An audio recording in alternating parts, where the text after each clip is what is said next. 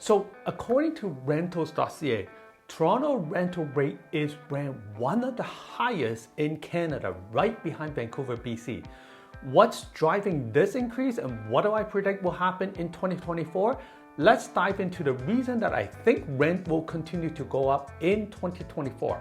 Hi, my name is Stevenson with Realtron, and over the past 20 years, I've done countless rentals, and I think right now is probably the toughest rental market out there for both tenants and landlords. For the tenant, in terms of finding a place and the cost of rent, and for landlord, it's tough to find good tenants. So let me explain. The first reason that I think rental market is so tough can be attributed to COVID-19. Now, during the pandemic, a lot of tenants were not able to pay their rent, so they turned to help online.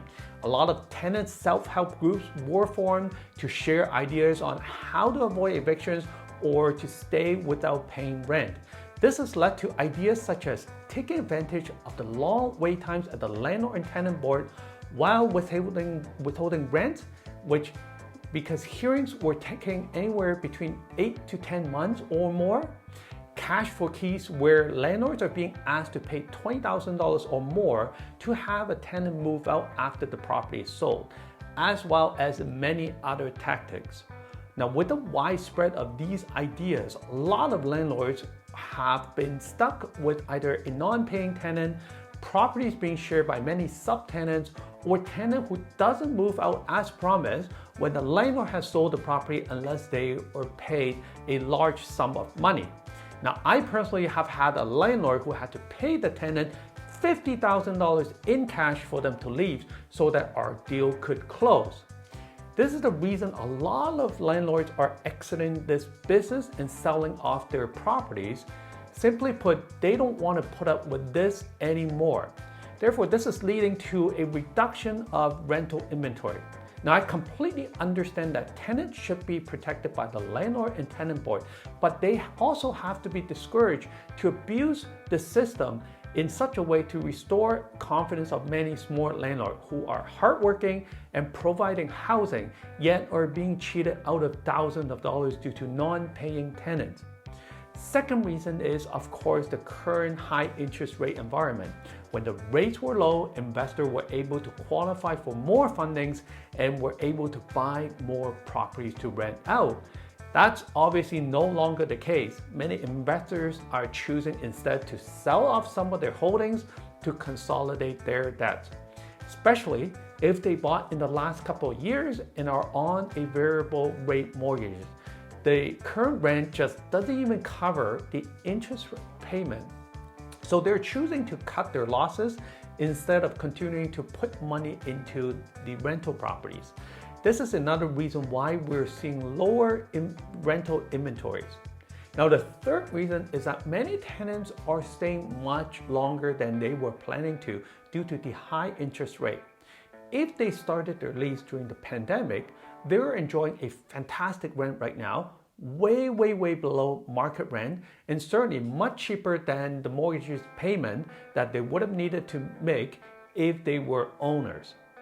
I still have tenants paying me less than $1,800 per month in Toronto for a one-bedroom condo because they moved in during the pandemic. Now, with rent control, their yearly increase is fixed, so they are very unlikely to move unless they absolutely have to. Now, with less tenants moving out to become homeowners, there are obviously less units available for rent.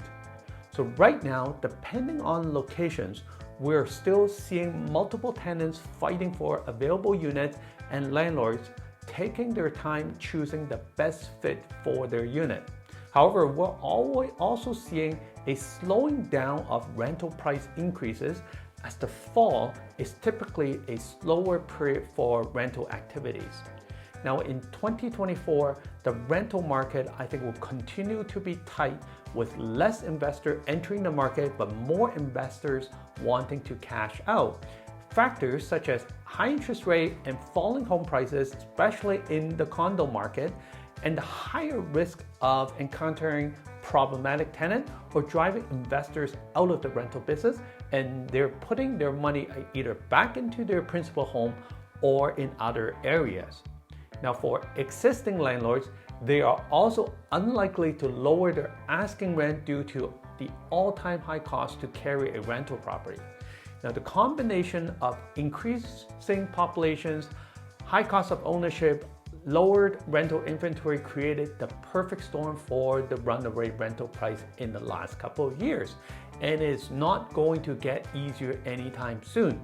So for the landlord, if you have a rental property and you're wondering what you should do with it, reach out to me and I can give you a detailed portfolio analysis to determine what is the best way to protect your investment dollars. I am Steven Sun with Remax Realtron, keeping you up to date in all things real estate.